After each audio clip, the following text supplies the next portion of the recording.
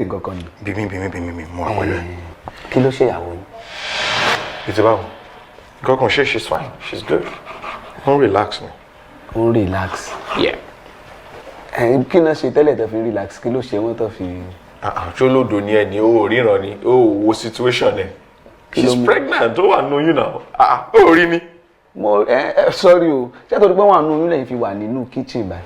Of course. Ṣé inú ẹ̀wọ̀n nínú oyún ni? Okay, bó ṣe wà nínú oyún ẹ expect pé kó máa ṣe wàhálà kiri àbí kó máa gbégbá kó máa gbáwo. No, in that kind of situation ó ti di nǹkan ẹlẹgẹ́ èèyàn máa gẹ̀ èèyàn máa kẹ́. That's how to do it. Ẹ̀yin gan àwo lásán lẹ ti gbé ẹ̀gbẹ́ gbáǹbì. So kò sí nǹkan tó ní káwọn máa wà nínú kitchen. Ṣé wọ́n lóyún sọ́wọ́ ni? Èmi náà ti fún yàn lóyún rí.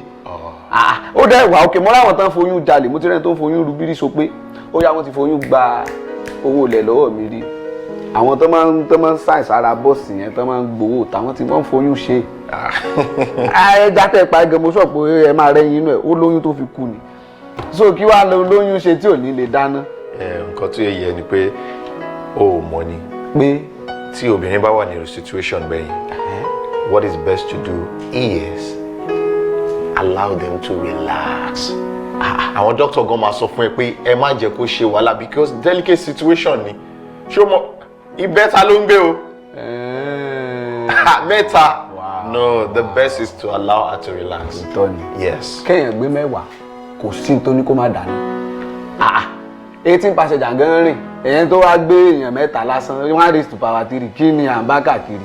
Ìyàwó tèmi ìbejì ló bí mi kí ni ìyàtọ̀ nínú méjì sí mẹ́ta. There's a large difference. There's a large difference. Ẹyọ kan tó add mọ́ yẹn.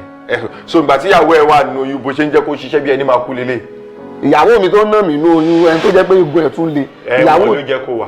Ó ń lù ẹ̀ torí ẹ̀ ó ń lù ẹ̀ ní oyún. Pé wọ́n tún oyún gan tún máa jẹ́ kóbìnrin strong táàmì ló yẹ kán máa ṣe gbogbo kíní ẹ wo bẹ́ẹ̀ ṣe ń gé ẹja náà ló wọ waist trainer yìí òun lẹ́gẹ́ tẹ̀lé ṣẹ́jà ló kìgbẹ́ ni. Olódò ni ẹ nǹkan tí mo fẹ́ ṣe ni pé mo fẹ́ grill ẹ̀ ni so bí mo ṣe ń ṣe báyìí ibẹ̀ ni àwọn ata tí mo rẹ̀ ìsìn máa fi pa all of that máa ṣẹ̀ṣẹ̀ wá bá gbé sórí àbí inú oven or something. Ó yẹ kẹ́ ẹ wo mi lọ bẹ́ẹ̀ yẹn sọ̀rọ̀ yẹn kò tiẹ̀ lọ rárá ẹ fẹ́ fata pa ṣé skin care ni mú gbogbo kíní obìnrin ló ní torí oyún kò sí wàhálà ẹ máa ṣe lọ. Orí ẹ ti dàrú. Ìyàwó yín yọ̀ lẹ́ni mi mọ̀ pé ó gbẹ́nu mi bọ̀ ìyàwó yín yà ò lẹ́ni.